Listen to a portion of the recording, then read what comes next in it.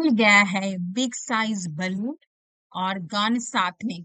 आयांश का तो इसका ही इंतजार था। स्कूल से आते टाइम ऐसा सरप्राइज मिल जाएगा, एक्सपेक्टेड नहीं था।